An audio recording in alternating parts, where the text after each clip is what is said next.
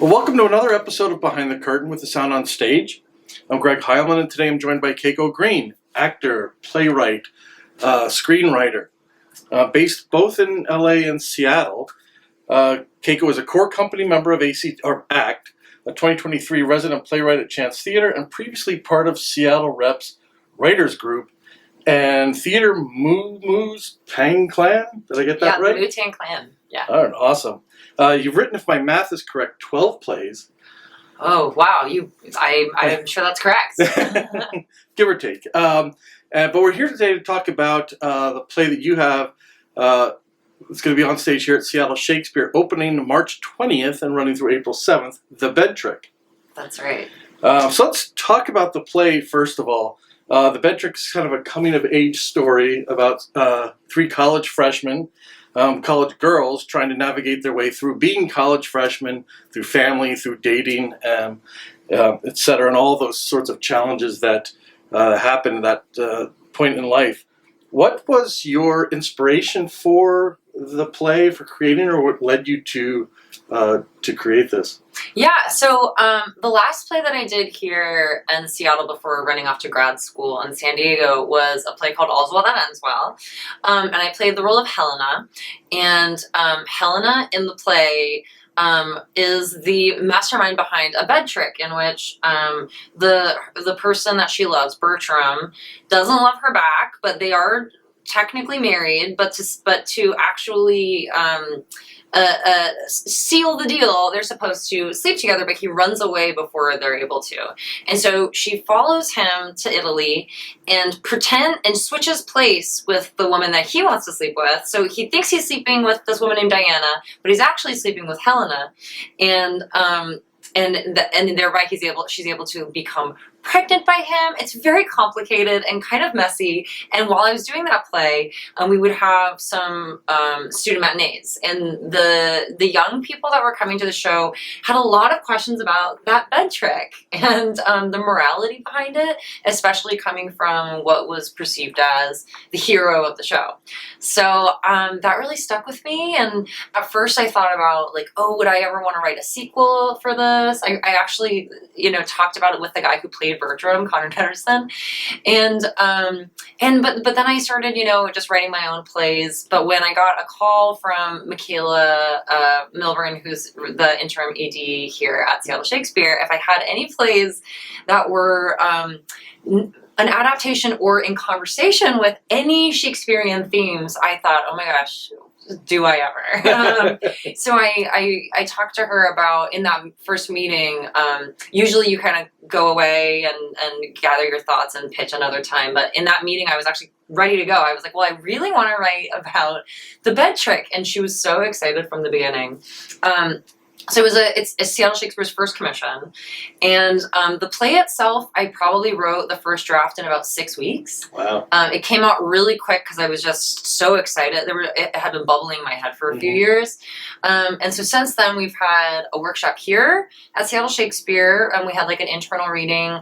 I also had a workshop down at Chance Theater in Anaheim, California, where we had 2 public readings, and now we're back and we're in the 3rd week of rehearsals. So tell me about the workshop process. So you workshopped it here, was it last year or was it, okay. Yeah.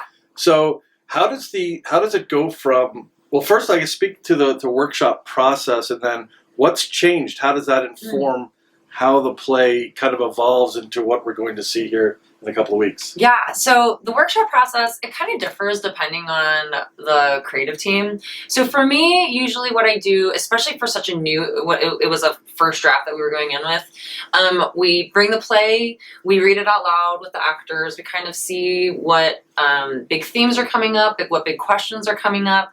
Sometimes with an early draft of a play like this, I have my own questions that I'm asking them.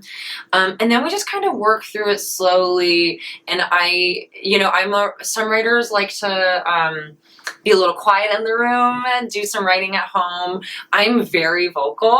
I think maybe because I started as an actor. So in the room, I'm part of the conversation with everyone. And I actually like to do a lot of writing in the room. So we'll actually go through a part of that and I'll say, hey, hey, Sophia, when you said that line, I saw you hesitate a little bit. Is it because, and she'll say, oh, it just feels like the opposite of what I'm feeling. And I'm like, let's talk about that. I can explain to you why I think this is in line with the character. And then she'll explain, oh, okay, I didn't see it that way. I guess because I'm still hung up on this other moment, and then we can kind of get to the bottom of what's the reality, what's the authentic life of this character that we're building. I do really think of it as a collaborative process. Like we're building this character and the story together. I was going to say, it seems like the opposite of when you're acting in a play and the director is the director. The actors aren't the directors, but here it sounds like you're taking feedback from the actors, and it goes vice versa. It's truly collaborative. Yeah, 100%. I think that we have a room, even today, where, we're in third week of rehearsals. We had a run through yesterday, and I showed up today with a stack of changes that we went through bit by bit, and most of them are cuts at this point, but there's some little rewrites too. And even after that, I had an actor come up and say, hey, this one moment, it just feels like it's the wrong wording. Like, I feel like the phrasing of this actually wants to be this, and I'm always willing to hear a pitch, so, and sometimes it makes it, and sometimes it's great idea, but not, no, so it takes, to be like really collaborative, I think you actually have to have a really strong sense of yourself and what you're needing and when to kind of put your foot down and when to be open. So that's something that I've had to learn over time. Okay. Well, and you've got a current or existing relationship with Seattle Shakespeare. Can you speak a little bit about that, what that relationship is, and what you find about Seattle Shakespeare that allows you to be as creative as you need to be? Yeah. So my first professional acting job in Seattle, what I would consider a professional job, was at Seattle Shakespeare playing Bianca in Othello, in which I threw a shoe from a vom in what used to be Cornish Playhouse now, I think, and it would have to hit the wall in the back of the stage. Oh, wow. So I was known for having a really strong arm, but I just remember, a lot of contemporary playwrights actually don't like Shakespeare a lot. I love Shakespeare because I started as an actor. I think I paid a lot of bills doing Shakespeare, but also I do think that there's so much to imbuing something that should be inaccessible and making it accessible, and kind of demystifying something that feels so beyond. And I don't really believe in theater that like makes people feel stupid or is like overly intellectual. And I think that and Shakespeare shouldn't be that either. Yeah. I think, and so there's a lot of like the ideas of Shakespeare that I really connect with. And Seattle Shakespeare specifically has not only been, it hasn't only, just been a great place to work at. My husband and I worked on 2 shows together here. We actually announced our engagement at the first rehearsal for Much Ado About Nothing. So there's also a deep personal connection, and I think that's actually what makes Seattle theater kind of so special. Yeah. The community of it is so it's so tight and weaved together, and there's just like such a support system. Yeah, I've noticed that between all of the major, and not just the professional theaters, but the community theaters as well in the area, that there is that sense of community, and that everybody's success helps everybody else. So yes. there's a lot of cheering on, other people at other theaters. No sense of competition that I've noticed, at least outright. Yeah, I think, people say that, we're not competing with each other, we're competing with the couch. We're competing with Netflix. Yeah. So. Yeah, that's a good point. I've harped on that for a little while, especially coming out of COVID. Yeah. Right? Things have changed. The entertainment landscape has changed. You're not just battling or competing against sporting events or other theater events, but you're competing against things that keep people on the couch at home. All the different streaming services and all that content out there. So you almost need to have something special to do that, which, as a playwright, I'm sure that requires some extra effort.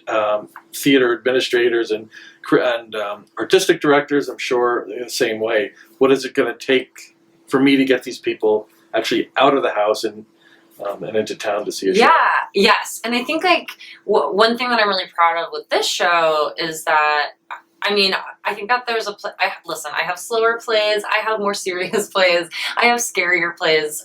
This one's a comedy, right? This one is a comedy, but what I think is so great about this play is that it is one, it doesn't require a whole lot of Shakespearean knowledge to come. I think if you do have that knowledge, you get some extra little tidbits that are kind of thrown for you. But I think people can come in and everything that you need to know, we will explain. So you don't need to come. You don't need to worry about like feeling stupid. Like I said, that's something I avoid. But and then secondly, I think that we're in this time where post-COVID, a lot of the theater I was seeing when I came back was really slow and kind of like a gentle hug. Yeah. And I was coming back from COVID like, man, I just binge watched The Tiger King. Like, I want to see... You too? Yeah. I was like, I want to see something that's exciting and that can really catch my attention and just feels like an event. And so I think what we can promise with this show is that it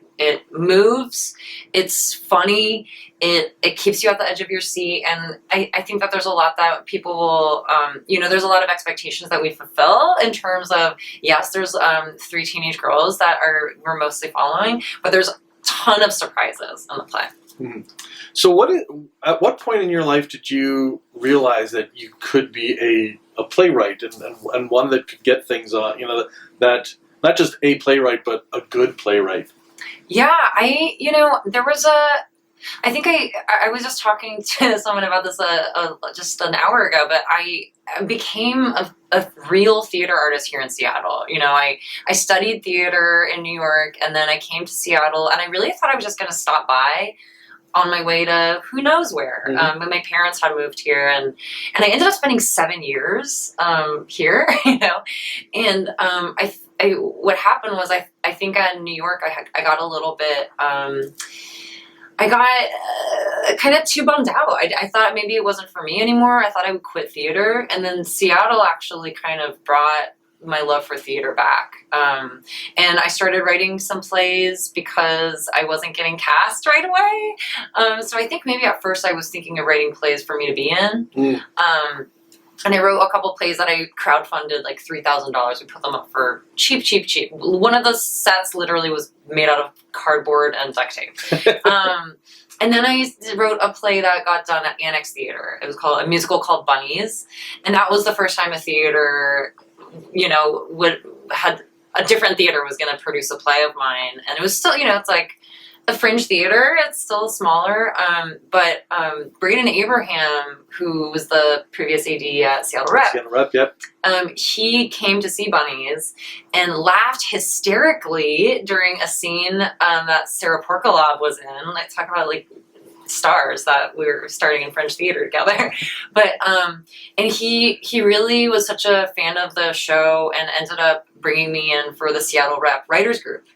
And that was the first time that someone had really taken my work very seriously, I think. I think until then I thought maybe I would just be writing, for like smaller theaters. But getting that kind of validation from Seattle Rep, I was like, oh, okay. And so I wrote this play Nadeshko in my first year there. And that ended up being kind of my first play that ever got any national attention at all. And it kind of all it takes is for someone to tell you, like, I think you might actually be a writer. And for me, that happened in Seattle, and it was a hugely part to the Seattle Rep. Okay, Now you mentioned New York and maybe the differences between New York and Seattle. Does Seattle feel, or maybe I should flip that around, does New York feel more like theater's commoditized? Like it's just too big there that... Yeah, I mean, one thing, I don't know if this directly answers your question, but I have been talking with people about the fact that New York, even though it feels like the end-all be-all for a lot of theater artists, actually a lot of the best new work is starting off in the regional areas now, and it's only after they've been a little bit been tried and true in Chicago or DC or maybe Seattle, then they are sent to New York.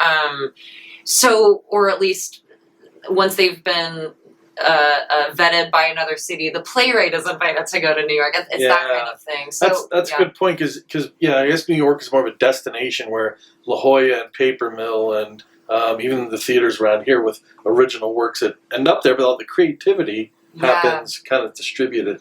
I think so, yeah. And I one thing I will say about Seattle is like, there's always been a real thirst for new work here, and there's, we have lost the Seattle Rep Writers Group, which was a huge bummer because that was a personal, like, great incubation space for me. But there are like tons of people who are just really excited, and there's great playwrights that come out of the city. Now, on your website, in your bio, you mentioned a basset hound named Gus. Yes. My wife is a huge fan of basset hounds, so I have to bring this up and ask about Gus. How old is Gus? What does he like to do? Great. How does he help you with your writing? Yeah, Gus is 4. He's 40 pounds. He likes to lie around. Actually, whenever I have every time I take him for a walk and there's grass, there's a point where he just lays down and I have to like drag him just a little bit for him, and then I'll eventually also have to like pick him up and put him right side up. But they're just as lazy as you think they'd be, and he's like the best writing dog because he just wants to sit on my lap. And my husband jokes that when I'm really, really busy writing, I look like the laziest person in the world because sometimes I like to write in bed. And so I just like, I'm lying in bed with my laptop and my dog lying on me. And then I'm like, sorry, babe, I'm like really busy right now. It's just like, okay. Yeah. Doesn't look like it. Yeah. But he helps. That's what's important. Yeah. So what is next for you? After we're premiering the Bed Trick here at Seattle Shakespeare, opening March 20th. After this, what's next? Do you have anything else in the works? Yeah. I know you do some television stuff as well. Yeah. So I have immediately next is a play that I wrote that's called "You Are Cordially Invited to the End of the World," which was actually originally a commission from Act Theater. That's going to be presented with South Coast Rep down in Southern California as part of their Pacific Playwrights Festival. Okay. And then I think that the TV show that I wrote on called Interior Chinatown will be coming out on Hulu either, I think this summer. I'm hoping June, but I don't know. And then and I have a couple productions that are like yet to be announced that are going to be going up next season in some new cities that I've never worked in before. So I'm very excited about that. Cool. Well, what about writing between television and theater? Obviously, two completely different, mediums. What do you enjoy one more than the other? Yeah, I think I'm a really collaborative person, so there's something really fun about the TV room, especially because I'm like lowest on the totem pole on TV, where I just, but I love being able to hang out with other writers. That's so rare in the playwriting world that you would be, and also it would be a nightmare, but but getting to collaborate with 9 other writers on a TV show was so fun, and I got to write an episode, and it was really cool to get to write in someone else's voice because the showrunner pretty much sets the tone for the whole TV show, and then when you're assigned an episode, you have to kind of write in their voice, and so that was just like a really fun challenge. But also I think that what's really cool, and the reason why I will never drop either is so TV really lives in action, so each scene is like moving from action to action to action. Theater lives in action and then even more so lives in the consequences. So we get to really sit in how everyone feels, what the actual effect of the conflict is on people, and of course that's changing a little bit too now that TV shows like Succession, where there's so many playwrights writing, we really get to sit in consequences on TV shows like Succession. But still, in essence, you can kind of see there's just like a structural formal difference between the two, which I think both are amazing. Honestly. Great. And people can keep up with you. You have a website, KeikoGreen.com. Are you also on social media, Facebook, Instagram? Yes, mostly on Instagram, Keiko the Green. I'm there. Most importantly, you can see pictures of my dog Gus there. So. Well, there you go. So yes. Gus gets another call out. Okay, well, Keiko Green, thank you so much The play is The Bed Trick. It premieres here, the world premiere, here at Seattle Shakespeare, opening March 20th, running through April 7th. I've been Greg Heilman with Behind the Curtain on the Sound on Stage. Until next time, I will see you at the stage door.